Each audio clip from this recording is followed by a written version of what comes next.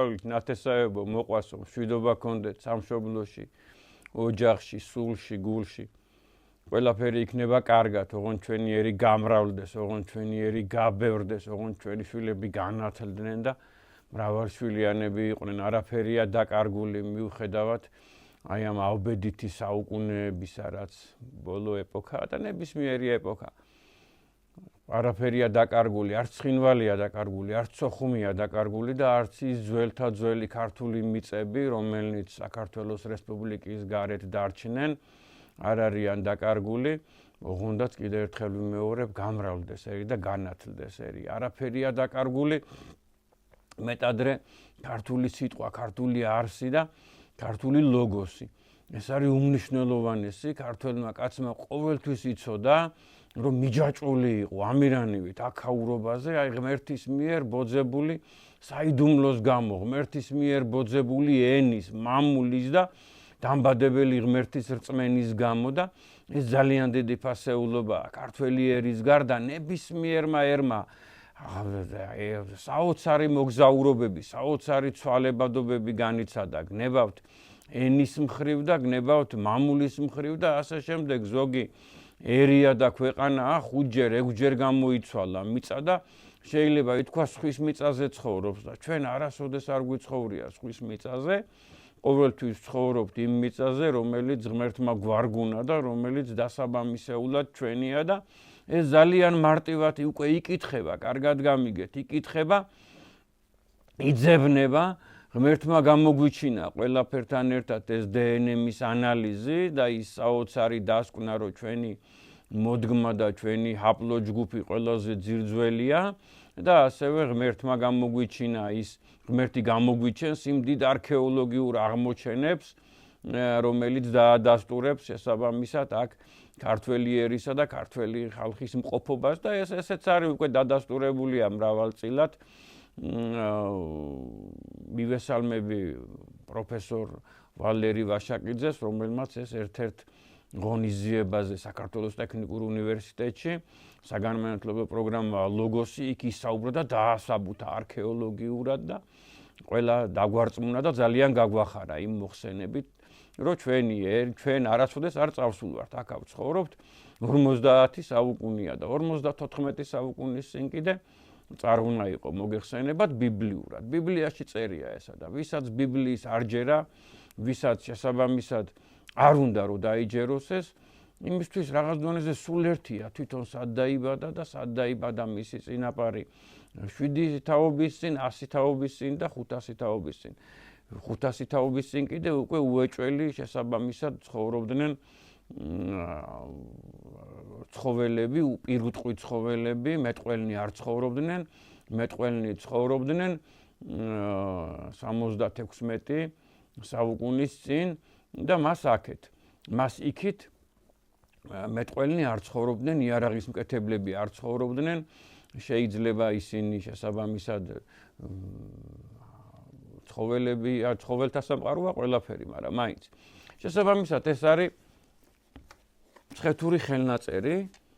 მე ახლა რაღაც დონეზე ეს ჩვენი გადაცემა, ჩემი დღევანდელი გადაცემა იქნება გამოძახილი წინა გადაცემისა, დიდი მეგობარი ჩემი და თანამებრძოლი და თანაავტორი გიორგი გეგა ხვედელიძე გახლდით წინა გადაცემაში და ვისაუბრეთ მან საოცარი აღმოჩენები და სიტყვები თქვა წარღვნამდელი ადამიანების შესახებ, მათი ვინაობის შესახებ, მათი გამოგონებების, მათი წამოწყებების შესახებ, ახსენა მაგალითისათვის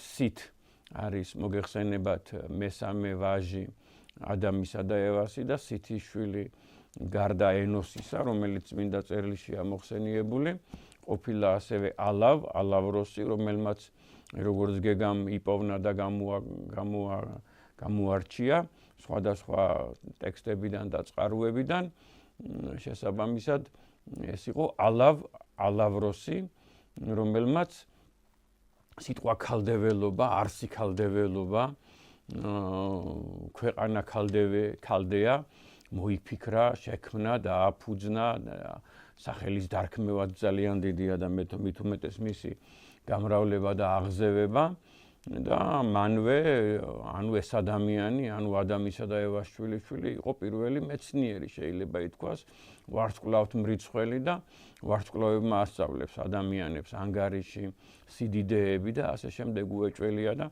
ძალიან ბევრი ქართველი მეცნიერი, გენიოსი ადამიანი, მათ შორის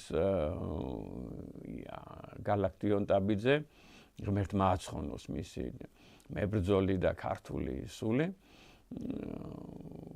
ამბობს, რომ ზეცაზეა, ცისკაბადონზეა გამოსახული ასომთავრული ანი და ძალიან ბევრი, მაგალითად ღმერთმა აცხონოს რამაზ პატარიძე დიდი მეცნიერი, ხედავს უამრავ ქართულ ასონიშანს ზეცაზე, ცისკაბადონზე და იქიდან აქვს გადმოწერილი მოაზროვნე კაცობრიობას და ის, რომ შესაბამისად წარღვნამდელი ადამიანები საოცარი შემოქმედები იყვნენ, კიდევ ერთხელ ვიმეორებ, ვისაც ბიბლიის საჯერას და ვისაც ბიბლიის დათარიღება საჯერა, ის რომ წარღვნამდელი ადამიანები შემოქმედები იყვნენ, მოაზროვნეები იყვნენ და ასე შემდეგ ბიბლიაში წერია და წარღვნამდელი არტეფაქტებიც ამოდის საოცარი თუ რა ნაგებობებია, რა ნახატებია, რა ხეზე რკინა ქვაზე კვეთა და ასე შემდეგ და მოხსენიებულია მაგალითისათვის უკვე კაინის შტოში კაინი ღმერთისგან არის დაწყევლილი, მიწისპირისაგან არის დაწყევლილი, ეს სხვადასხვა რამეა, თორე კაინის მოდგმა ძალიან გაიზარდა და გაძლიერდა და ქალებს თხოვულობდნენ ღვთისშვილები ანუ სითის თავმომავალნი. შესაბამისად, კაინის მოდგმაში არის თუბალ კაინი, საოცარი ადამიანი, რომელიც არის პირველი მჭედელი და ასე შემდეგ და შექმნა იმ ადამიანმა რკინა, რომელსაც შეუძლია ნებისმიერი ქვა და ამუშაოს და ასე შემდეგ ყველაზე ძლიერი ლითონია მოგეხსენებათ და ესეთი ადამიანები არსებობდნენ წარღვნამდე. და წარღვნის შემდგომ, რომელიც იყო კიდევ ერთხელ ვამბობ, აი დაბადებიდან ადამისა და ევას შექმნიდან, რომელიც იყო 22 საუკუნეში, მერე უკვე წარღვნის შემდგომ უამრავი ტექნოლოგია, უამრავი ცოდნა, უამრავი ნიჭიერი ადამიანი, უამრავი მასალა და ასე შემდეგ ცხადია იკარგება, ქრება და თავიდან იწყებს კაცობრიობა, ერთადერთი იმით იწყებს, რომ ისევ ღმერთისგან არის დაკვალიანებული ნოე და მისი შვილები და ნოეს აქვს ცოდნა წარღვნამდელი და ნოეს ვაჟებს აქვს წარღვნამდელი ცოდნა. აი პრაქტიკულად აი შიშველი ხელებით და აი ამ ცოდნით და რაც თავარია ღვთის მიერ დაკვალიანებით იწყებს კაცობრიობა ისევ გავრცელებას, გამრავლებას. ძალიან მე ახლა კიდევ ერთხელ გეუბნებით, მე ღვთისმეტყველი არა ვარ.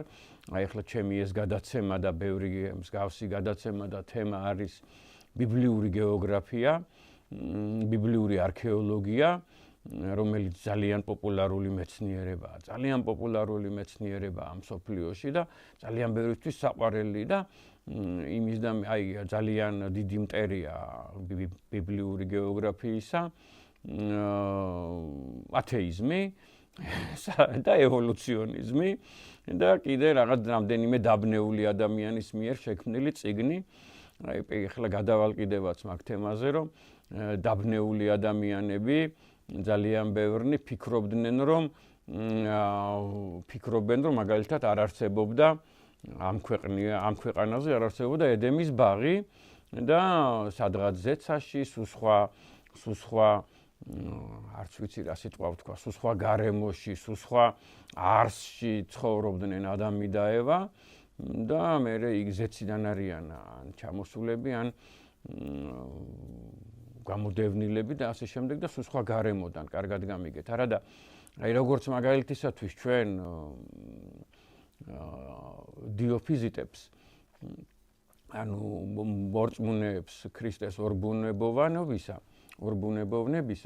როგორც ჩვენ გვწამს და გვიხარია, რომ ქრისტე არის 100%-იანი ადამიანი და აი 100%-იანი სრული ღმერთი და სრული კაცი, და გვიხარია ის რომ ზუსტად აი ჩვენნაირი იყო, კაცი იყო, ადამიანი იყო, ისევე სტკიო და ისევე შიო და ისეთივე გრძნობები ქონდა ყველაფრისადმი, მაგალითისათვის ერთ ყველაზე პატარა, ყველაზე მოკლე მუხლი ახალ აღთქმაში არის აცრემლდა იესო, ანუ იესო ტიროდა აი ეს ჩვენ ძალიან გვახარებს და კაცილებით უფრო ახლობელს ხდის იესო ქრისტეს ჩვენთვის, კაცილებით უფრო ახლობელს მე პირდაპირ ვიტყვი, ვიდრე იმ რელიგიის წარმომადგენლისათვის, ვინც მას მხოლოდ ღმერთად უყურებს, კარგად გამიგეთ რა, კაცილებით მნიშვნელოვანია ეს ჩვენთვის, რომ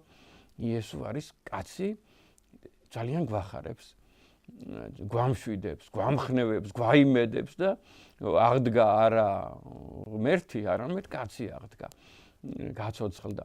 და კიდე ერთი დიდი სიხარული და რწმენა და იმედი, რომ ჩვენც იგივე გველოდება ყველა ადამიანს. მომიტევეთ, გადავედით ჩემს პირობიდან, რომ მხოლოდ უნდა მესაუბრა ბიბლიურ გეოგრაფიაზე.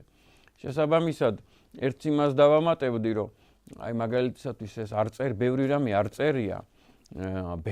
არ წერია ბიბლიაში, წმინდა წერილში, რომელიც თავარი წიგნია. ჩვენ ქრისტიანებს ორი შეიძლება ითქვას წყარო გვაქვს. ეს არის წმინდა წერილი, უმნიშვნელოვანესი და ასევე არის ქრისტიანული ტრადიცია, ხო? აი ჩემი მეგობარია ერთ-ერთი მას წინა გადაცემაში მსმენელი და ვარქვი მივესალმები აქედან დიდი სიყვარულით, მან ამიხსნა და ამისაბუთა, რომ აი 3, 4, 5, 10 წმინდა მამა, დიდი გონება, დიდი წესიერება და ღმერთთან მოსაუბრე ადამიანი, რომ წერს ერთი და იგივე არს, ასე შემდეგ. ეს უკვე შეიძლება ითქვას, რომ დოგმაა და რკინაა და რკინაზე უფრო მძლავრი რა შეიძლება იყოს, ფოლადი არის და ეს უკვე ჩვენთვის ძალიან სარწმუნო. ხო და ამის და მიუხედავად, კარგად გამიგეთ, ეხლა საბჭოთა ისტორიოგრაფიამ მაგალითად დასცინა ძალიან ბევრ მიმართულებას ჩათვალა, რომ არ არის ეს გამოსადეგარი და აი მარტო ეს უნდა გამოვიყენოთ ასე შემდეგ. მათ შორის საბჭოთა ისტორიოგრაფიამ დასცინა და უკუაგდო ქართული საეკლესიო წყაროები იმ თვალსაზრისით, რომ მაგალითისათვის ანუ იმ თვალსაზრისით, რომ სასულიერო პირებიო პატრიოტები არიანო, გულანთებულები არიანო შესაბამისად და აი ხალხის მოზიდვის გამო, ხალხის მოთაფლის გამო, ალბათ ესეთი ფორმულირებად შეიძლება ვთქვათ, რაღაცებს ამეტებენო, გამიგეთ? და იყო ესეთი მომენტი, რომ აი დასავლეთის პაპმა აღმოსავლეთის ეკლესიის საწინააღმდეგოდ და სათავისოდ, ანუ დასავლეთის ეკლესიის, ანუ რომმა კონსტანტინოპოლის წინააღმდეგ რაღაც დოკუმენტი გააყალბა, რომელიღაც სასულიერო პირმა, მოდით ესე ვთქვათ, იერარქიას თავი დავანებოთ, შუა საუკუნეებში, აი ძალიან შუა საუკუნეებში, სიტყვაზე ავიღოთ მე-11, მე-12, მე-13 საუკუნე. დეტალურად არ მახსოვს, მაგრამ ნებისმიერ შემიძლია, რომ ეს ზუსტი ცნობა მივაწოდო 8 საუკუნის წინ გააყალბა სათავისოდ და ამას ეჭიდებიან, რომ აი მაგალითად ისი რომ გააყალბა ეს ცნობა, ეს დოკუმენტი, ეს შესაბამისად და მე ნაპოვნი იქნა ეს სიცრუე, სიყალბე, აი შეიძლება რომ ესე მაგალითად იტყუებოდეს ჰაგიოგრაფიული ძეგლი, ან მაგალითად წარმოგიდგენიათ? ხო და შესაბამისად აი ეგრე არის ყველაფერი იქიდან ამოყრილი და ასევე კარგად გამიგეთ, ხლა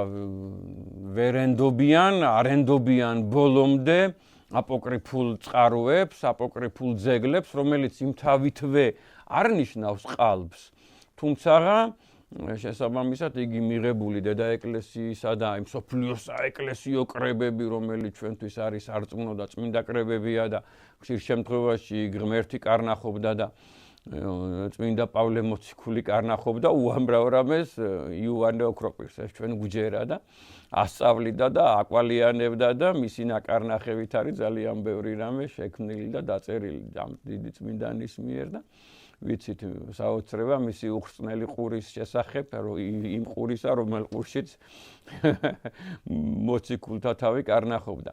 შესაბამისად, აი აპოკრიფულ წყაროებში ძალიან ბევრი რამე არის ლოგიკური. აი ლოგიკასაც მაგალითისათვის დაარტყა საბჭოთა ისტორიოგრაფიამ, რომ ლოგიკა არ უნდათ რა, თუ მოიყვან ლოგიკურ ცნობას, არა, უცილებლად უნდა იყოს თუნდაც საწინააღმდეგო, თუნდაც მოწინააღმდეგე ისტორიოგრაფიის რაღაცა წყარო, მაგალითად მე-7 საუკუნის, მე-5 საუკუნის, მე-10, მე-12, მე-13 გაცილებით უფრო დიდ უპირატესობას მიანიჭებენ იმას, რომ ვიღაცამ რაღაცა დაწერა რა.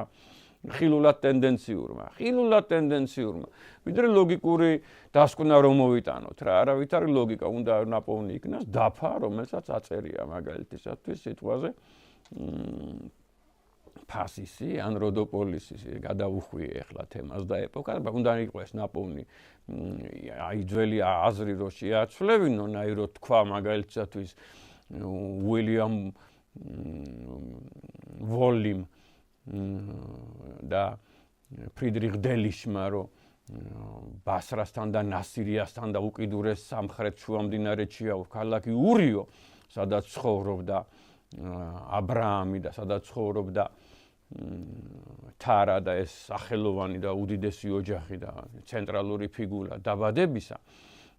იმას აღარავინ აღარ გადათქვამს, რომც დაუსაბუთო, აი 50 ჯერო დაუსაბუთო, თუ მაგალითად ახლა ვერ იპოვა ვიღაცამ, არა და სიტყვაზე რაღაც დონეზე ნაპოვნია ეს, რომ აი ვერ დაუსაბუთებ, რომ ეს ქალდეასური იყო არა ქვემო შუამდინარეთში, არამედ სადაც დღეს არის შანელი ურფა და სადაც ედესა იყო, უეჭველი იქ არის კიდევაც აბრაამის გამოქვაბული, აბრაამის სახლი, ასე შემდეგ ქარანი და ასე შემდეგ ყველაფერი.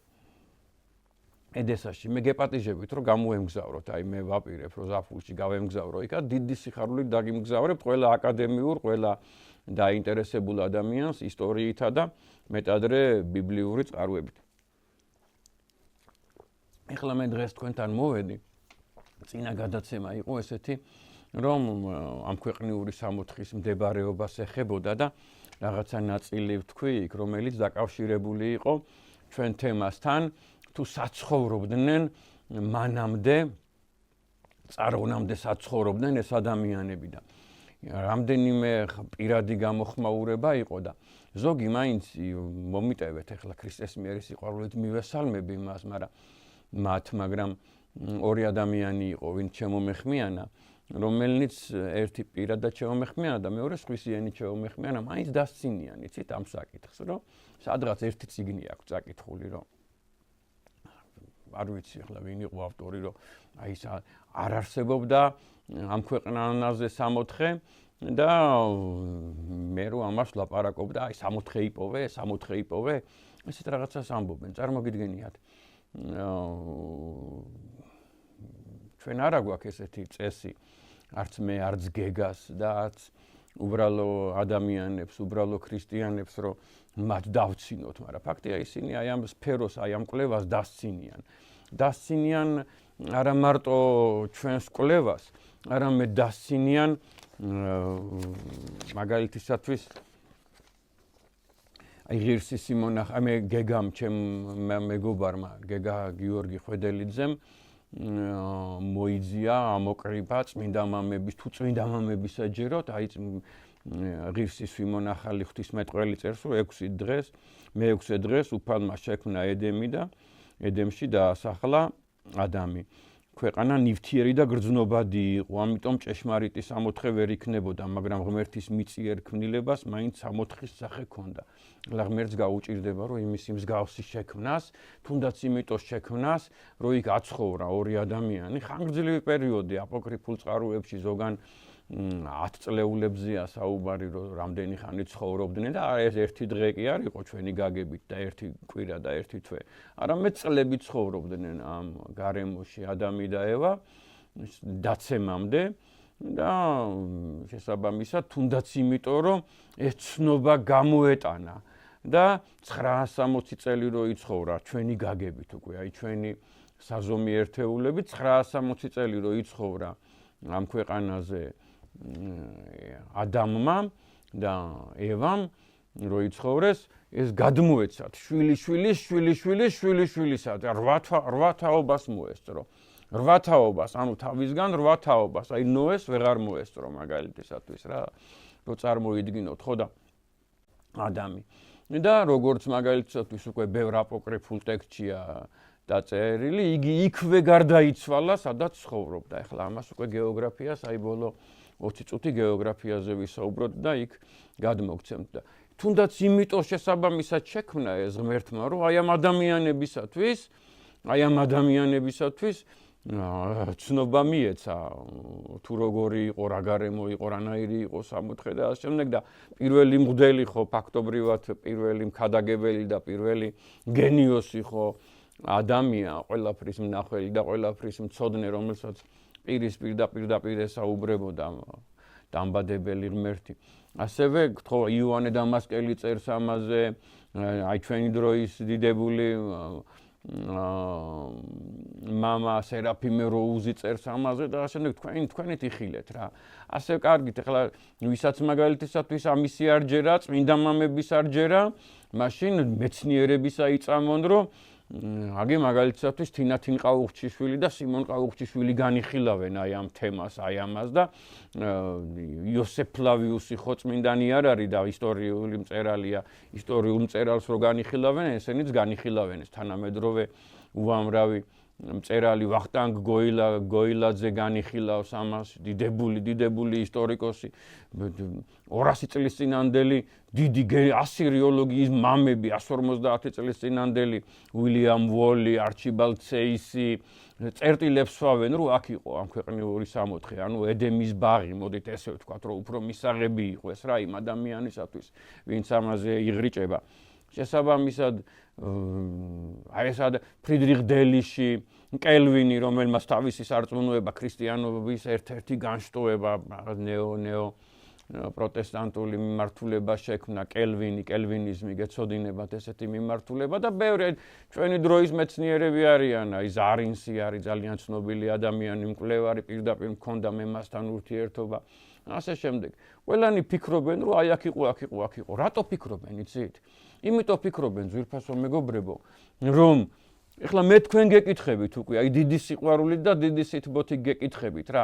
როგორ შეიძლება მოსე, ღმერთთან მოსაუბრე მოსე, დაბადებაში, აი ამ წიგნის ავტორი, 5 წიგნეულის ავტორი, დაბადების ავტორი, გამოსვლის ავტორი, ღმერთთან მოსაუბრე ადამიანი, დაბადების ავტორი, შესაქმეს ავტორი, აი ამ წიგნის ავტორი, ეს არის შესაქმე.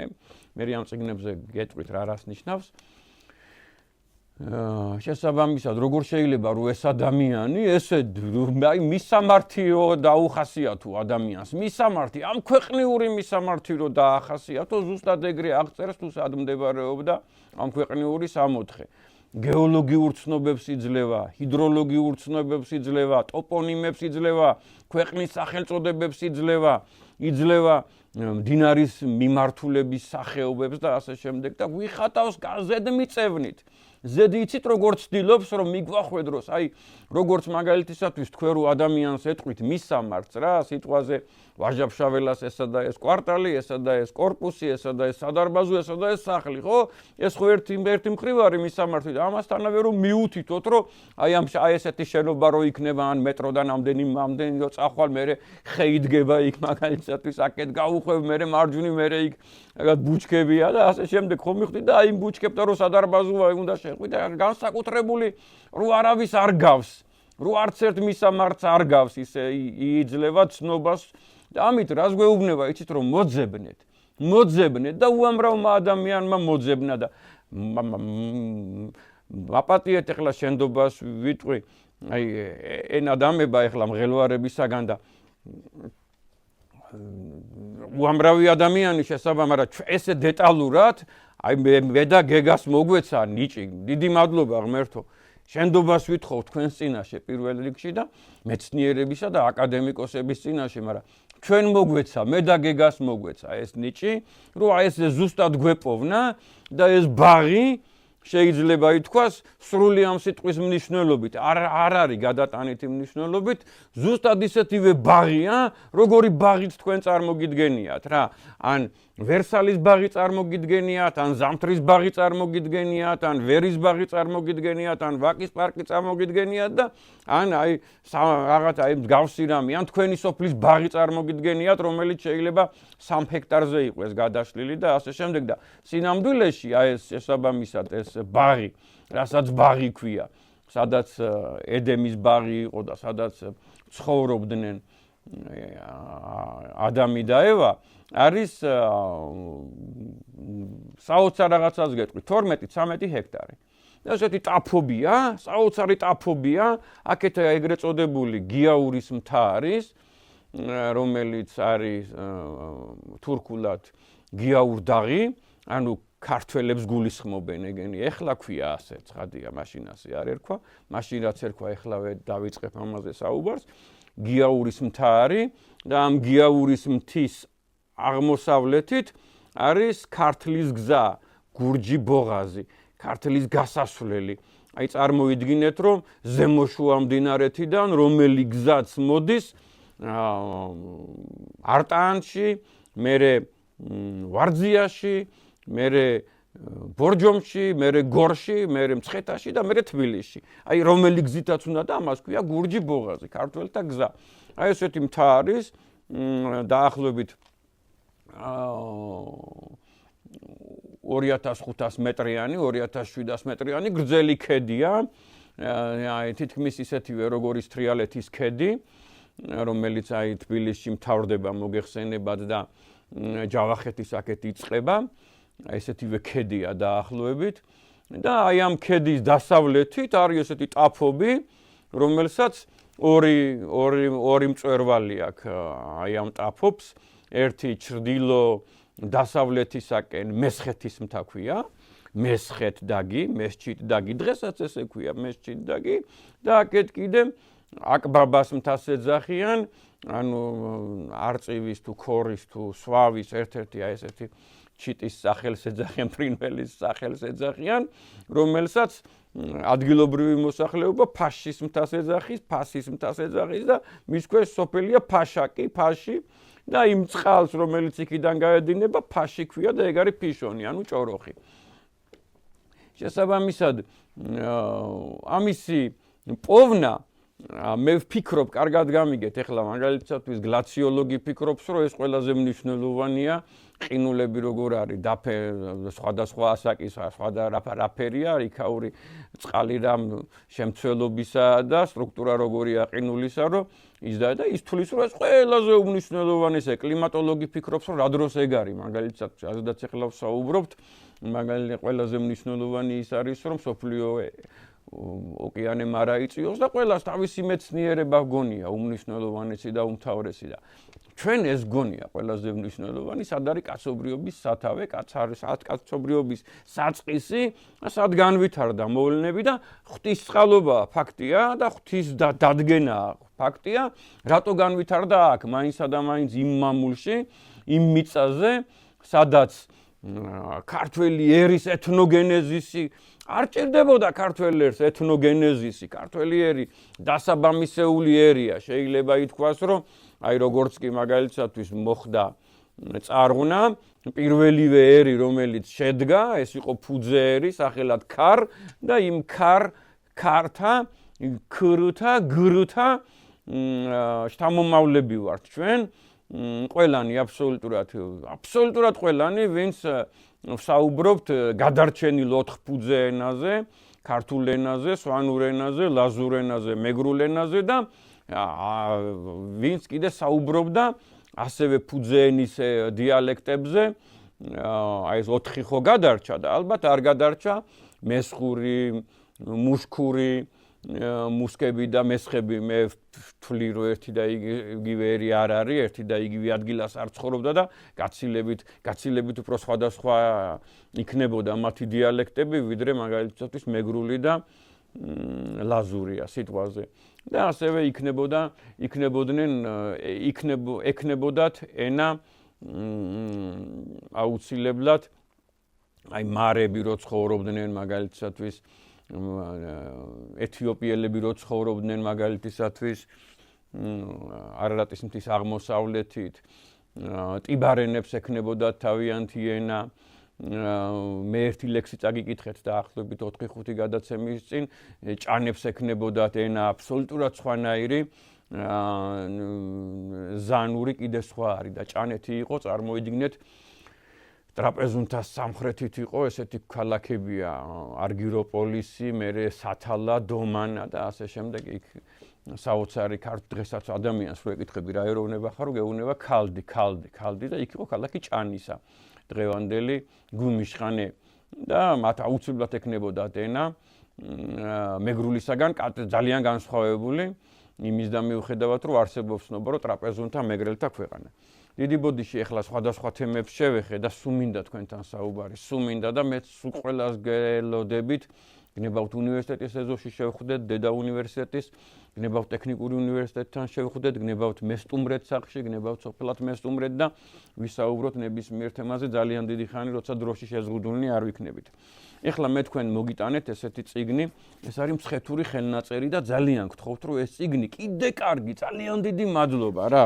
1991 წელს რო გამოიცა გენიოსმა ადამიანმა გამოსცა ქალბატონმა ელენე დოჩანაშვილმა ღმერთმა აცხონოს გენიოსმა როგორც აღმოჩნდა რომ რამხელა შრომა აქვს ჩადებული რომ 5 ტომეულია ესა და ეს პირველი წიგნია სადაც მოსეს 5 წიგნეულია და ძალიან დიდი მადლობა ამ ქალბატონს და ღმერთმა აცხონოს გენიოსი ქალბატონი ყოფილა ეს წიგნი შეგიძლიათ დაახლოებით აი სადმე იყიდოთ ძალიან ბევრგან იყიდება რა სადაც დაინახავთ რომ მეტროა თუ მიწისქვეშა გადასასვლელია თუ ავტობუსის გაჩერებებია და ასე შემდეგ თუ სკოლაა თუ უნივერსიტეტი იმის წინ რომ ბუკინისტების ხედან მათ აქვთ ხოლმე ეს წიგნი და აუცილებლად იყიდოთ ხან 10 ლარი ღირს ხან 12 ხან 15 შეიძლება ვიღაცა 20 დაგიფასოთ მაგრამ აი არც ნაკლები და არც მე თითო ტომი და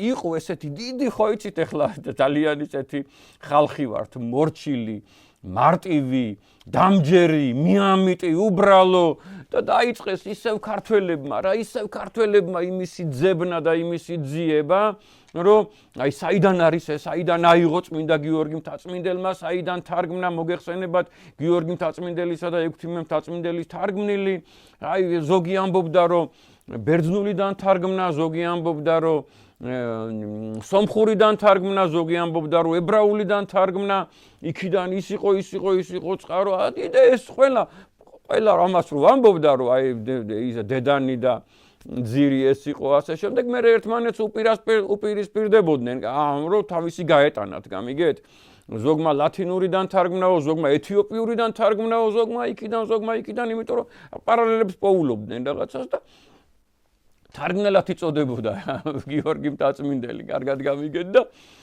დღეს უკვე დიდება უფალს დიდი მადლობა ღმერთო რედაქტორი ქვია ამ ადამიანს გამიგეთ გიორგი მთაწმინდელს პირველი რედაქტორი გიორგი მთაწმინდელია მცხეთური ხელნაწერისა რა მცხეთური ხელნაწერი ახლა იმიტომ ქვია კარგად გამიგეთ რომ ამ ვახტანგ მეექვსესა და სულხან-საბა ეპოქაშია შექმნილი და მე მცხეთაშია ნაპოვნი ეს წიგნი თორე გიორგი მთაწმინდელი 10 თონზე წერდა და 10 თონზე აკონსპექტებდა და არედაქტირებდა და ამზადებდა ამ წიგნს და იქიდან აგვაქვს ეს წიგნი ცხადია და მე ეხლა ყველა შეთანხმდა რომ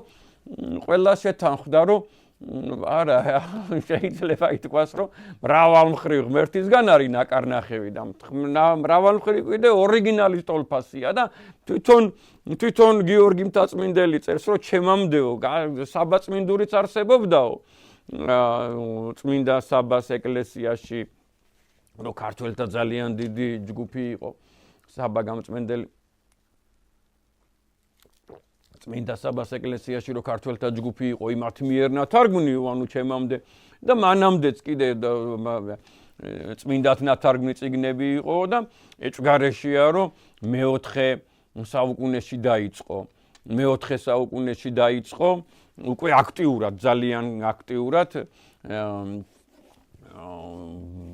თარგმნა წმინდა წერილისა და საეკლესიო წიგნებისა ცხადია მირიანის ეპოქაში და ვინძლო მანამდეც ყოფილიყო რიგი თარგმანები სამწუხაროდ რომ არ ვიცით. ერთადერთი ის ვიცით, რომ ძალიან ბევრგან რა არის მირიანამდელი და წმინდანინომდელი ქრისტიანობის კვალი საქართველოში. მე-4 საუკუნის დასაწყისისა, მე-3-ესი, მე-2-ესი ამდაგვარად დაკრძალული ადამიანები, რომელთაც აუცილებლად ჭირდებოდათ ნათლია, ღვდელი ჭირდებოდათ აუცილებლად ქრისტიანულად რო ცხოვრობდნენ ადამიანები და ქრისტიანული ძალიან ბევრი თემი იქნებოდა. ძალიან ბევრი თემი იყო და უკვე სახელმწიფო დონეზე ავიდა, თორე ქრისტიანობა ეჭვგარეშია რომ გავრცელდა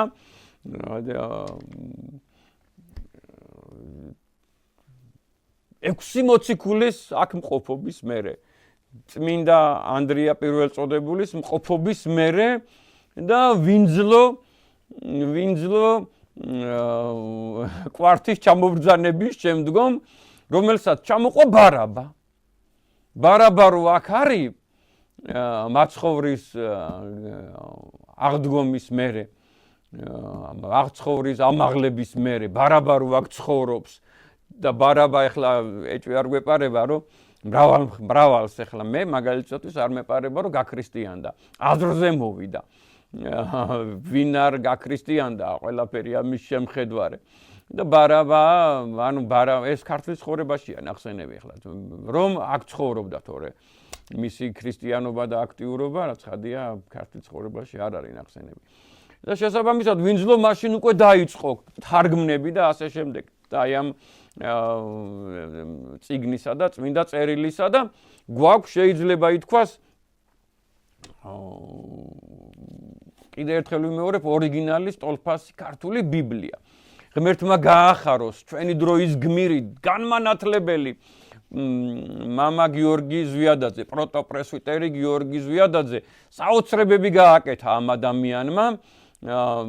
არა, ბევრი საოცრება გააკეთა აკადემიურ სფეროში და საეკლესიო ცხოვრებაში და მეცნიერებაში და ასე შემდეგ, რამდენიმე დარგის პროფესორია, რამდენიმე დარგის დოქტორია და ასე შემდეგ და მისი ერთ-ერთი დიდი ღვაწლი და შემოქმედება არის თავკაცი იყო გამოცემისა მრავალრელოვანი ბიბლია. ესეთი დიდი წარმოიდგინეთ აი ამ ფორმატის, ანუ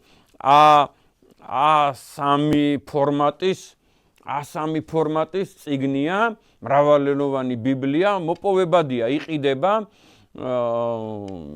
სადაც ათენაზე არის ბიბლია 10 უმნიშვნელოვანეს ძველ ენაზე ქართული რამდენიმე ნუსხაა 3 ნუსხაა ქართული ასევე არის ებრაული სომხური ლათინური ბერძნული ეთიოპური რუსული რომელიმე შეიძლება გამომრჩა რა და საოცარი წიგნია რომ ერთმანეთს დაადაროს ადამიანმა და ერთმანეთს რო დაადარებს სხვადასხვა ნუსხებს ძალიან ბევრი ცოდნა და ცნობა გეძლევა და დიდი ღონისძიება იყო, დიდი კონფერენცია იყო მიძღვნილი ნიკეას კრების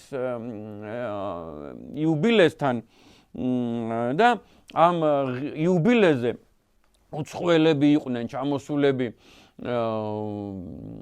მართლმადიდებლური სამყაროს დიდი სწავლულები, მეცნიერები.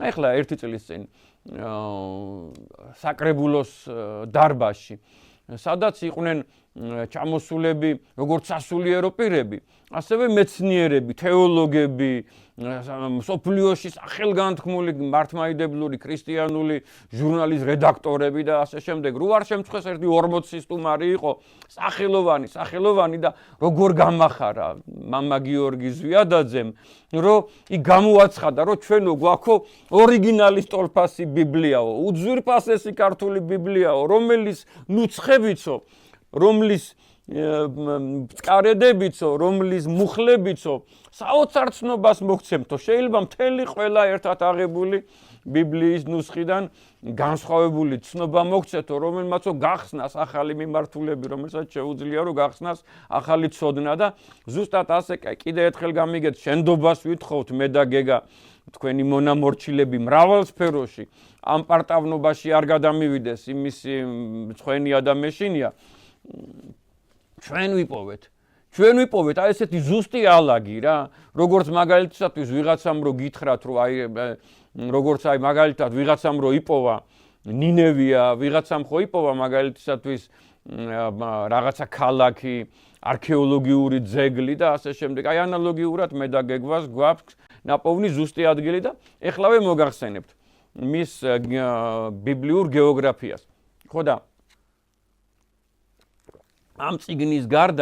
ამ წიგნის გარდა მრავალენოვანი ბიბლია, რო შექმნა დიდმა ჯგუფმა, რედაქტორი ბატონი ედი შერჭელიძეა, აი აქ არის შესაბამისად ეს არის სეპტუაგინტას ქართული თარგმანი.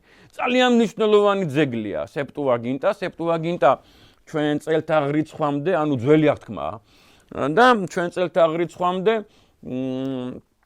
აი სადაც ალექსანდრია და ქაიროა და ნილოსი სადაც შეედინება შესაბამისად ხმელთაშუა ზღვაში, იქ პტოლომეუსების დინასტია იყო და გადაწყვიტეს, რომ მათ ჰქონოდათ ბერძნულ ენაზე ალექსანდრიაში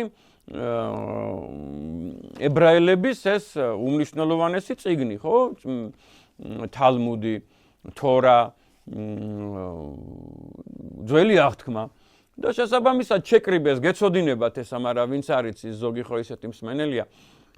შეკრიბეს ზოგი ცნობით 70, ზოგი ცნობით 72, შესაბამისად მღვდელთავარი ებრაელი, ყველან ისინი განაცალკევეს, ცალცალკე საკანში, ცალცალკე სენაკში, ცალცალკე გარემოში, მისცეს შესაბამისად ყველა შესაძლებლობა და ყველა საშუალება მუშაობისა, შრომისა, მსახური, საკვები, კალამი, პერგამენტი, ალბათ ყველაფერი, აბსოლუტურად ყველაფერი და უთხრეს, რომ მე ჩვენ დავადარებთ თქვენს მიერ თარგმნილ წიგნს, აბა ნუ იქნება ყველა ერთნაირი და უნდა თარგმნოთ, უნდა მოგცეთ თარგმანი ამ წიგნისა და ასე შეიქმნა სეპტუაგინტა, მართლაც თითქმის შეიძლება ითქვას 99%-ით ერთი და იგივე ტექსტი წარმოადგინა ყველამ ებრაულიდან ბერძნულ ენაზე და ასე შეიქმნა სეპტუაგინტა, ანუ ძველი აღთქმა, რომელიც არის კიდევ ერთხელ ვიმეორებ, ჩვენ წელთაღრიცხვამდე 2-3 საუკუნის წინანდელი. ნომინალურად ავიღოთ, რომ არის 250 წლის წინანდელი მაცხოვრის შობამდე. ეს არის სეპტუაგინტა და ამისი თარგმნელთა ჯგუფის ხელმძღვანელიც მამა გიორგი ზვიადაძეა და ძალიან ბევრ ცნობას ესეც მოგცემთ. მე კიდე ერთ საიტ მიმყავს ეს საუბარი, რომ შესაბამისად ერთმანეთს რო დაადაროთ, აი რა სხვაობებია მაგალითად ქართულ, რუსულ, ბერძნულ და ებრაულ, ლათინურ ტექსტებს შორის. შესაბამისად ჩვენ რო ვიღებდით აი ამ ტექსტს, რო ვიღებდით ერთმანეთს რო ვადარებდით, მაგალითისათვის რაღაც გაურკვეველი ტოპონიმი იქნება თუ ჰიდრონიმი იქნება თუ რაღაც სახელწოდება იქნება, ეტიმოლოგია იქნება, მისი ანალოგი მაგალითად როგორ თარგმნეს ეს ინგლისურად, ლათინურად როგორ თარგმნეს, სომხურად როგორ თარგმნეს და საოცარ ცნობებს ვიღებდით რა. აი ამის საშუალებით შესაბამისად ჩვენ დავდეთ ეს დასკვნა თუ სად მდებარეობდა ედემის ბაღი.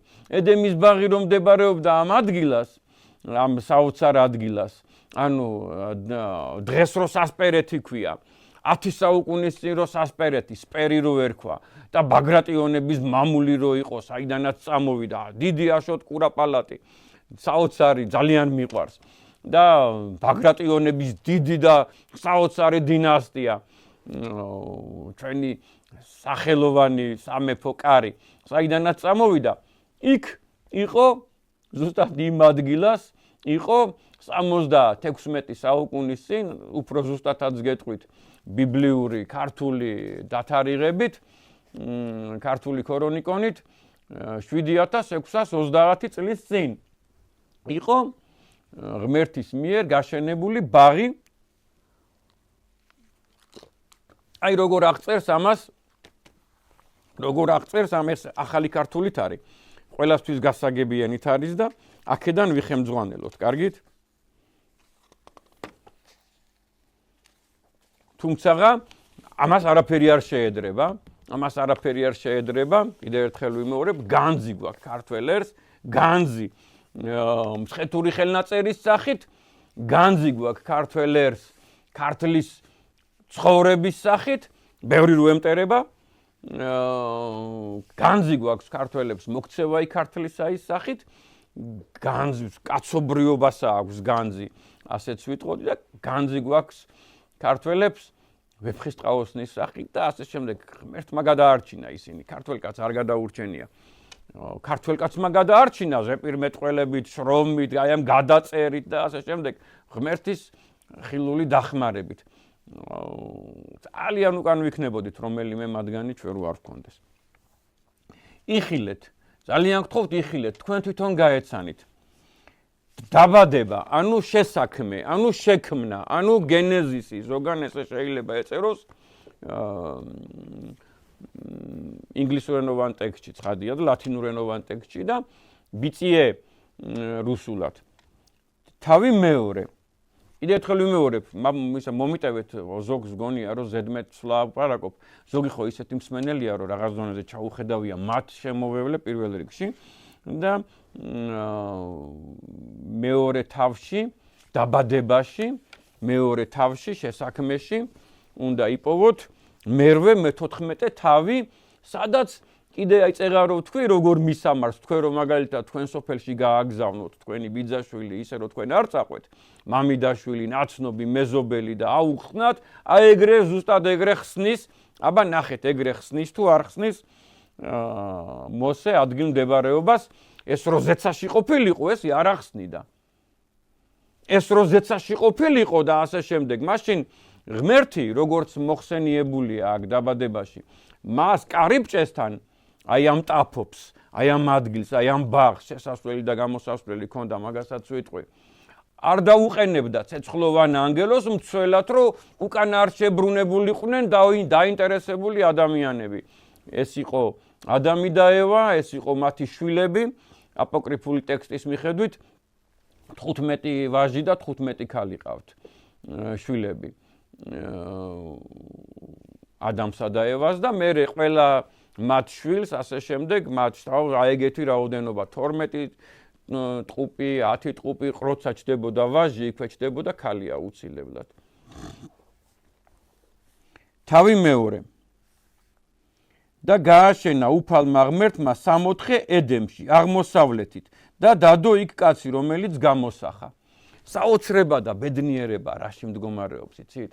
რომ აქ რო წერია რომ გააშენა ღმერთმა აქ და ყველგან აბსოლუტურად ყველა ტექსტში წერია შემდეგი რამე გარდა მცხეთური ხელნაწერისა რომ გააშენა უფალმა ღმერთმა 64 ედემში აღმოსავლეთით და დადო იქ კაცი რომელიც გამოსახა. ყველა უცებ აღმოსავლეთს რო გაიგებს, გინდა ასირიელი იყოს მაგალითად, გინდა იერუსალიმელი იყოს და გინდა კონსტანტინოპოლელი იყოს და გინდა თბილისელი იყოს, ყველა აღმოსავლეთით იყურება გამიგეთ და ზოგი ეძებს პაკისტანში და ჰიმალაის მთებზე. და აი აქ მცხეთურ ხელნაწერში წერია რომ აღმოსავლეთ ედემისა, ანუ ედემი იყო ქვეყანაო და აი ამ ქვეყნის აღმოსავლეთში გააშენაო. ხო გასაგებია რა, საოცარი მინიშნება აქ რა, რომ აგვიხსნას. ანუ ედემი არის სახელმწიფო, ქვეყანა, მიწა, მხარე და მის აღმოსავლეთში არის შესაბამისად გაშენებული ბაღი ღმერთის მიერ. მოდით ახლა ედენი ვიპოვნოთ რა. ედენი ჩვენი ლოგიკით, ჩვენი ფიქრით, ჩვენი არსით და ყველა იმ დანარჩენი მახასიათებლებიდან გამომდინარე, თუ სად იყო ბაღი, ზუსტად ემთხვევა ქვეყანას დაენი. ედენი დაენი. ნახეთ ყუპის სალებივით სიტყვები არიან რა. როგორც გიორგი და ჯორჯი. და ხორხე.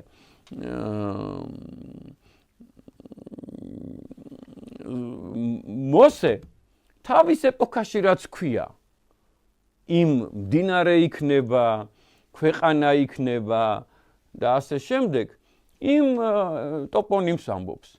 აბა 76 საუკუნის წინ დღეის უკან და შესაბამისად მოსეს უკან 45-46 საუკუნის წინ 45 საუკუნის წინ შეიძლება საერთოდ არ ქონოდა იმ მდინარეს სახელი, ხო? და იტყოდა ან ნოეს ეპოქაში შეიძლება საერთოდ არ ქონოდა სახელი და ან მით უმეტეს ყველასთვის უცნობი სახელი ქონოდა. ზუსტად მაგ დროს არსებობს ძლევამოსილი ქვეყანა დაენი 31 საუკუნის წინ. 31 საუკუნის წინ დაენი, დიაოხი, მოგეხსენებათ რა ქვეყანაა. და ესე იგი დაენის აღმოსავლეთში უნდა ვეძებოთ ბაღი. დაენი ხო ვიცით სად იყო?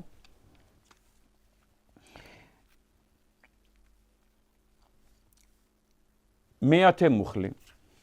და მდინარე გამოდის ედემიდან სამოთხის მოსარწყავად. იქიდან იყოფა 4 სათავედ. გამოდისო ედემიდანვეო, ანუ დაიენშივე იწყება მდინარე და დაიენშივე არსებულ ბაღს რწყავს. სადღაც სხვა ქვეყნიდან კი არ გამოდის, მაგალითად ასურეთიდან, ან რა ქვეყანა არსებობდა კიდე მაშინ, ეგვიპტიდან კი არ გამოდისო. დაენი ედენიდანვე გამოდის და ედენშივე რწყავს ის მდინარე, რომელიც ბაღს აი ამ ტაფობს რწყავს.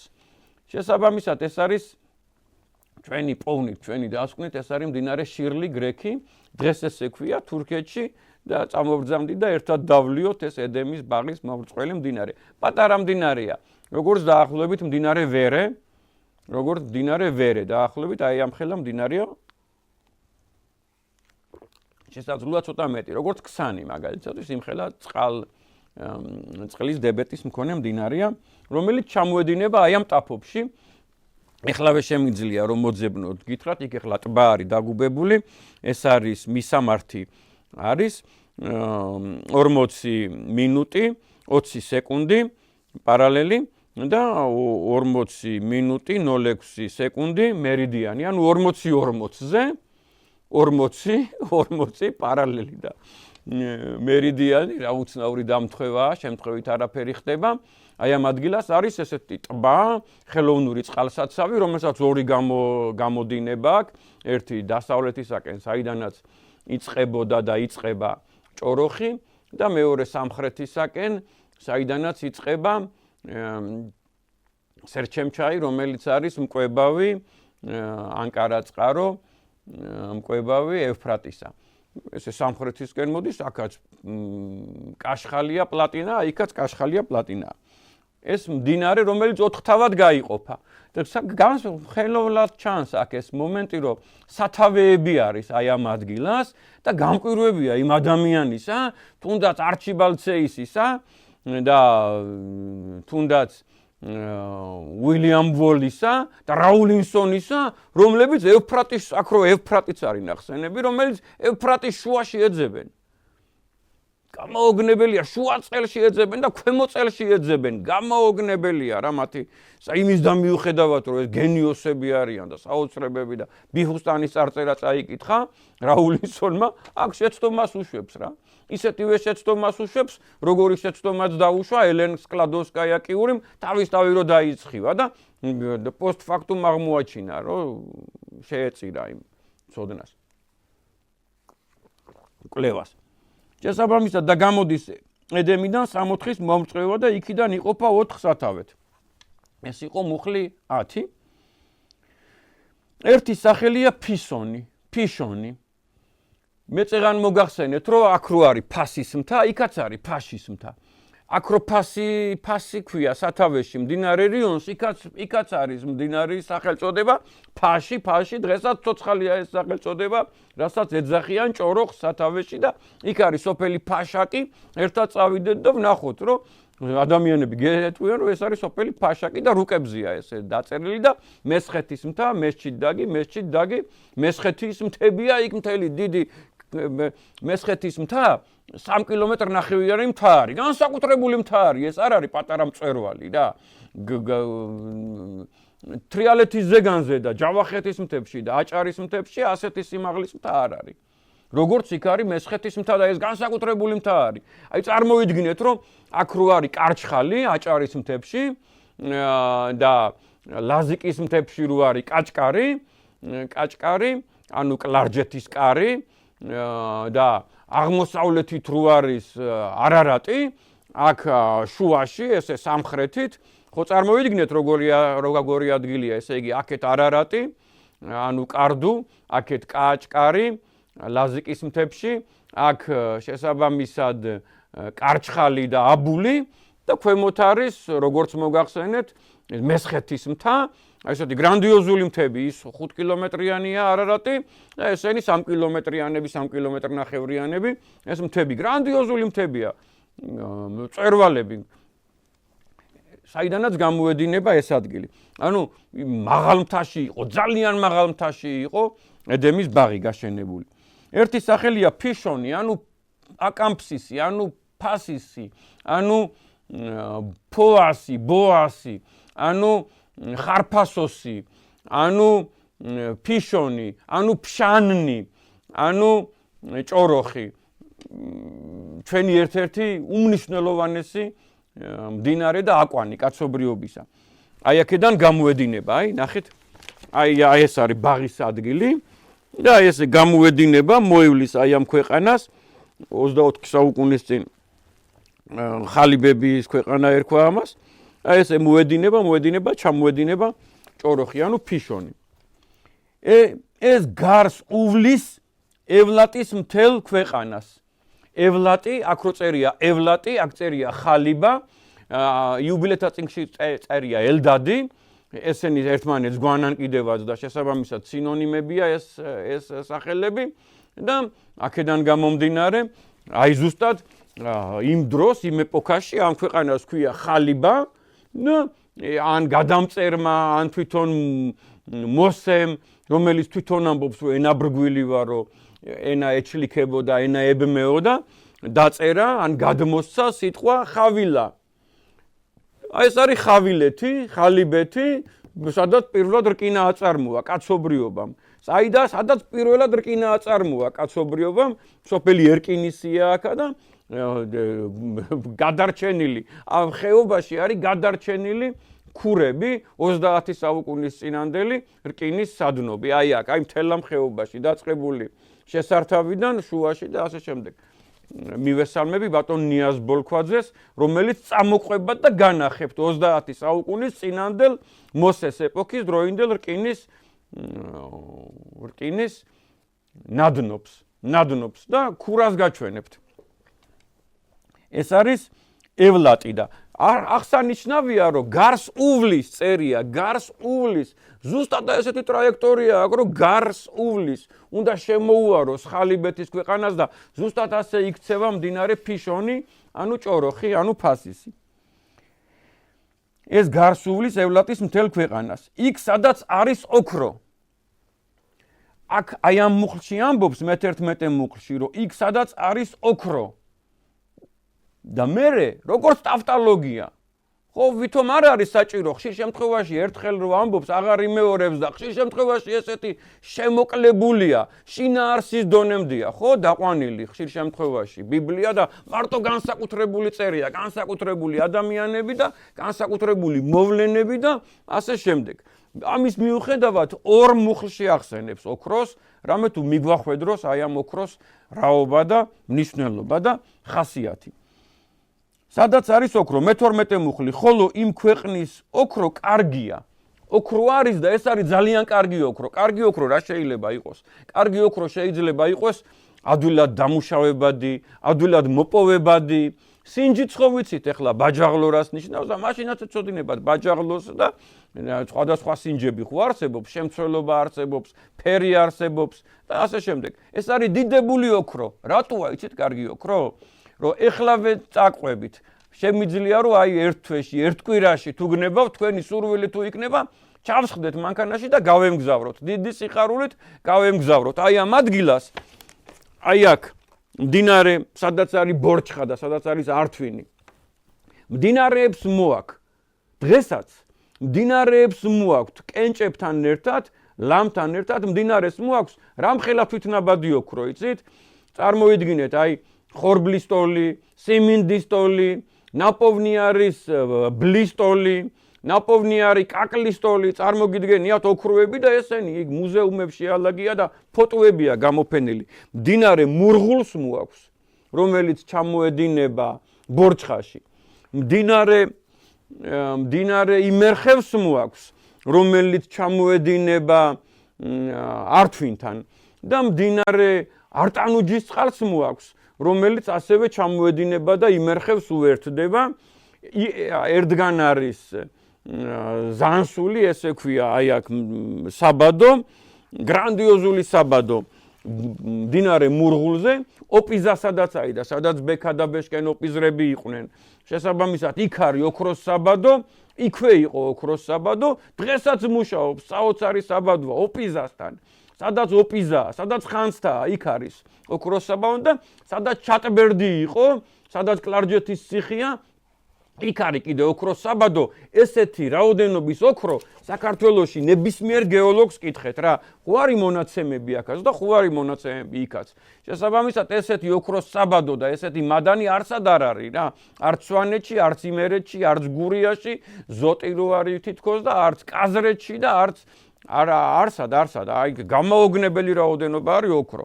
შესაბამისად და ხაზგასმულია მოსესაგან რომ არის აქ ოქრო, ძალიან კარგი ოქრო და კარგი კიდე ერთხელ გეუბნებით მდინარეს მოაქვს, გასარეცხა ესე გარეცხვა უნდა და არა ციანიდითა და რაღაც სასწაული ტანჯვით გადამუშავება და ისე გამოღება რა. რომელიც სხვათა შორის იცოდა, მე ვამბობ, აუცილებლად იცოდა 50 საუკუნის წინ, 40 საუკუნის წინ იცოდა ქართველმა კაცმა აი აქ აღმოსავლეთ საქართველოში.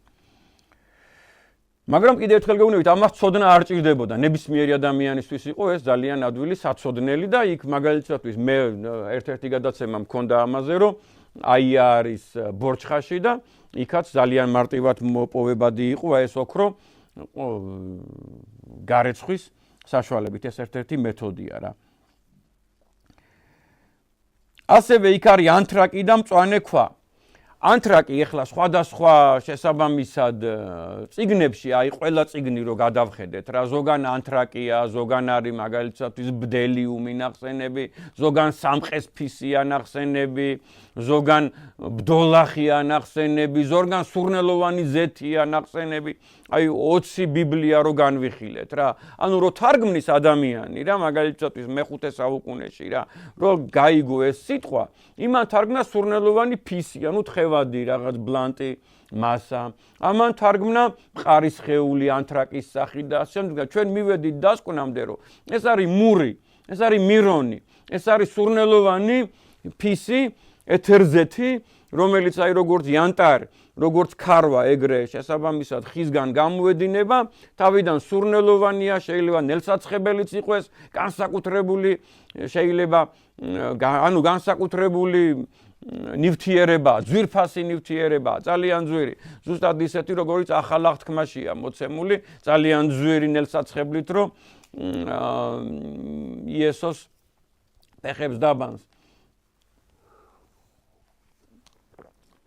მასპინძელი ხალი შესაბამისად აი ეს ანთრაკი არის საწყის ეტაპზე ალბათ თხევადი და მე ხდება ქვა და ზოგს ის ქვის ანუ თვალად წარმოუდგენია და ზოგს კიდე თხევად მასად. ანთრაკი აი ეს მიგვაჩნია ჩვენ აზთა სხვადასხვაობა რა შეიძლება იყოს ანთრაკი. კიდე ერთხელ გეუბნებით 40 ნუსხა ვნახეთ და ესე დასკვნამდე მივედით და აქ აი ამ ადგილას მართლაც მოგეხსენებათ არის ენრაოდენობით მური, ბდელიუმი, ბდოლახი, სამყესფისი, ასე შემდეგ ხეებს სერავენ და იქიდან ჩამოდის წვეთი, რომელიც გარდაიქმნება ჯერ სურნელოვანზეთად და მერე კენჭად ქვად. და ასევე არის მწვანე ქვა. ესე წერია სეპტუაგინტაში, მწვანე ქვა. აქ წერია კაპოეტი, ზოგან წერია ონიქსი, ზოგან წერია ზურმუხტი, ზოგან წერია ესეთი კარგად გამიგეთ ეს ერთი მაგალითისთვის აზრია ჩამოყალიბებული რომ რაღაცა მწვანე ქვა არის და სადაც ოქროა და ოქროს საბადოებია უკვე მოგახსენეთ იქ ყოველთვის არის ნებისმიერ გეოლოგს შეეკითხეთ იქ არის n რაოდენობის მალაკიტი სადაც ოქროა იქ არის სპილენძი ცალცალკე თითქმის არსად არ იპოვება ეს 2 საოცარი ლითონი კანგამ და იქ არის n რაოდენობა და აი რო ჩახვალთ გონიოს სანაპიროზე ან ბათუმის სანაპიროზე იქ რო ნახავთ რომ უამრავი მწვანე ქვა ყრია შესაბამისად ჩათვალეთ რომ იქ 54% არის შესაბამისად სპილენძი და გამოღებადია აი იქიდან რომ დაამტრიოს ადამიანმა სპილენძი მალაკიტი ერთ-ერთი საშუალო ძვირფასი ქვა არის და ონიქსის საბადოები ხიმშიაშვილის საკუთრება იყო ხოლმე ონიქსის საბადოები არის აი აქ ხეობაში მდინარე ჭოროხისა აქეთ მდინარე ჭოროხის აღმოსავლეთით მოგეხსენებათ არსიანის ქედია და ონიქსიც იყო იქა და კალცედონიც რომელიც წითელ მწვანე ქვა არის და ასე შემდეგ ანუ ყველაფერი ემთხვევა ესეთი დამთხვევა გამორიცხულია დამთხვევები ეხლა გრძელდება აი იმისი თუ აი რასაც აღწერს მოსე რომ აი ამ რეგიონს ასახავს ანუ ეს იყო პირველი მდინარე ფიშონი ფშონი ფსანი ფშანნი სუბთაქართული არსი სუბთაქართული სახელი ფს რომელიც ფასისაც 5 ფასისი არსებობს და ფსზე და ფცზე ნაწარმოები კიდე 20 მდინარე არსებობს მაგ რეგიონში და სოფლიოში 1 და 2 იყოს სადღაც ანუ ქართული სახელწოდება ფიშონი ფშანი ეხლა მეორე და სახელი მეორე მდინარისა გეონი გიჰონი ესია მოხსენიებული სხვადასხვა წიგნებში ეს არის უეჭველი გიონი ანუ გეონი ეს არის არაქსი ჩვენი საყვარელი რასხი რომელიც ასე წერია ძვირფასო მეგობრებო რომ გარს უვლის ეთიოპიის მთელ ქვეყანას ზოგან წერია ეთიოპია და ზოგან წერია ქუში საქმე იმაში მდგომარეობს რომ აი მაგალითისათვის სპარსულად სადაც ჩემი აზრით მომიტევეთ რა მოკრძალებული ვიქნები საიდანაც არის წარმოშობით თქვენ ხართ ჩემი ბატონი იოთორ და სეფორა აი აქედან არიან და არა არაბეთის ნახევარკუნძულიდან აქედან არიან ამათ ენაზე ქუში ქვია ამ მთას ანუ ძველ სპარსულად ქუშის ნოეს მთა არარატის მთას ქვია ქუში არარატის მთას აქვს 20 სახელი მათ შორის კარდუ მათ შორის ჯიაიე მათ შორის აბუში აბაშეთის მთაც არის შესაბამისად ძალიან ბევრ წყაროში და უამრავი წყარო ერთ-ერთი სახელი არის ქუში და დღესაც კი ცოცხალია წარმოიდგინეთ აქ ნახიჭევანია და აქეთ არის მადაის ქუში მადაის ქუში ესე ქვია საოცარი ქალაქია დღევანდელი ჩრდილო დასავლეთ სპარსეთია საოცარი ქვეყანაა საოცარი ქალაქი და უამრავი ქართული კვალი იქნება აქ უამრავი ტოპონიმია ქუში ეს არის ქუშის ქვეყანა არატის აღმოსავლეთით ნახიჭევანი არის ქუშის ქვეყანა ხო გასაგებია და ეთიუნი აქ ეთიუნი იყო ეთიუნი წარმოიდგინეთ აი ასურელების ლაშქრობაშია მოხსენიებული აქაც არის ეთიოპია ის ეთიოპია ყველაზე გვიანდელია ეს არის ყველაზე ადრინდელი ეთიოპია ერთი და აქაც არის ეთიოპია აი ეთიოპიამ შექმნა ეს სიტყვა ზოგან რო სხვა რამ შექმნა ზოგან რამ შექმნა მაგრამ აქ შავთავიანებიც არსებობს სხვადასხვა წყაროებში არის უამრავგან მოცემული რომ შავთავიანები ადამიანებიც არსებობენ და ეთიუნის ქვეყანაც იყო და ასე შემდეგ აი ეს არის მიდია თან ქუში თან ეთიოპია და ანალოგიურ შემთხვევაშიც რა მეორე მდინარეა გეონი ეს გარს უვლის ეთიოპიის მთელ ქვეყანას და მართლაც წარმოიდგინეთ აი ესე მიდის და გარს უვლის აი ეს არის ეთიოპიის ქვეყანა ქუშის ქვეყანა და ესეც გარს უვლის აქაც ხო გარს უვლის ხავილას ქვეყანას და აი გარს შემოუარა და აქაც გარს შემოუარა ესეც უმნიშვნელოვანესი სიტყვაა რომ გარს უვლის ესეთი სიტყვები ბიბლიაში შემთხვევით არ ხდება წმინდა გიორგის მთაწმინდელის ტექსტში ეს შემთხვევით არ ხდება და არც ჯეიმს კინგის ბიბლიაში არ ხდება შემთხვევით და არც სეპტუაგინტაში არ ხდება შემთხვევით როგორ შეიძლება გარს უვლის და მიუდის და ჩაუდის როგორ შეიძლება შემთხვევით იყოს მოხვედრილი ხო მოსე ლაპარაკობს ამას ვინმე კი არა ღმერთთან მოსაუბრე რჯუნდებელი ადამიანი საოცარი ადამიანი გარს უვლის ეთიოპიის ქვეყანას ეთიოპიაზე შევთანხმდით აი ყველა ეს დეტალი, ყველა ეს სახელმწიფო ქვეყანა და ეტიმოლოგია დათვლილი გვაქვს და ნანახი გვაქვს აქ. და მესამე ქვეყანა ტიგროსი. ის მიედინება ასურეთის პირისპირ. აქ წერია პირისპირ, აქ წერია ჩაუდის ასურს. ჩაუდის. აი მართლაც აი ესე ჩაუდის პირდაპირ ტიგროსი. ასურეთ ჩაუდის ესე ტიგროსი შესაბამისად და ევსევი კესარიელი წერს რომ ადრეო აი აქედან იწყებოდაო ტიგროსიო ეხლა რო ქვემოდან იწყება რა მაღალი ალბათობით ძალიან ბევრი წყალი გადაგდებულია და ჩაატანილი არის შესაბამისად ევფრატის ხეობაში იმიტომ რომ ევფრატი უფრო წყალუხვი ყოფილიყო უფრო წყლიერი ყოფილიყო და უფრო სამგზავრო ყოფილიყო და მოგეხსენებათ ეხლა წყლის რაოდენობის გაზრდა რა თვალსაზრისით ხდება და გილგამეშშიც არის აღწერილი ალექსანდრე მაკედონელის ეპოქაშიც არის აღწერილი და ძალიან მრავალგან არის აღწერილი ქართლის ცხოვრებაშიც არის აღწერილი რომ აქ რომ ომობდნენ ვახტანგ გორგასალი და პეროზ მეფე მდინარეები გადააგდეს, გადმოაგდეს, დააშრეს და ასე შემდეგ. აი აქ აბაშეთია აქ. აი აქ არის აბაშეთი, აი აქ აბაშეთია. კიდე ერთ-ერთი ქართლის ცხოვრებაში ნახსენები აბაშეთი, აბისენია არის. იგივე აბისენია, იგივე ეთიოპია არის. ეს როგორ შეიძლება ყველაფერი ემთხოვდეს და აი აქ მართლაც ისეთი წყალუხვი ადგილებია, ჭაობები იყო და დააშრეს რომ აბაშეთისთვის ჯერ ცეცხლი წაეკიდებინა და მერე დაეპყროთ იქაურობა. ქართლის ცხოვრებაში წერია აბაშეთი, აქ აბახუნიკია ქვეყანა, აბაშუნიკ, ეს ეწერს ფევსტოს ბუზანცი. ეხლა არ მინდა რომ ძალიან ბევრი საუბარი გამომივიდეს და აქ არის ქვეყანა ნაირი. იგივე მოსეს ეპოქაში ნაირი, ანუ ნაიდი როგორც აქ წერია, ნაიდი არის ის ქვეყანა, სადაც განდევნილ იქნა 64-დან მიწისპირისაგან დაწყევლილი კაენი და აი აქ არის ნაირის ქვეყანა, რომელიც ჩვენი აზრით, ჩვენი და იგივე ნაიდია, იგივე ნოდია. ეს არის ქვეყანა, ნოდის ქვეყანა, ნაიდის ქვეყანა, ნაირის ქვეყანა აღმოსავლეთით, ანუ პირდაპირ. იქ ბიბლიაში რო შეხვდება სიტყვა პირდაპირ, აღმოსავლეთს ნიშნავს. და ხოლო მეოთხე მდინარე ეს არის ევფრატი. მეც არაფერს არ ამბობ, ეს არის ევფრატიო, იმიტომ რომ ევფრატს დახასიათება, ანუ ევფრატია.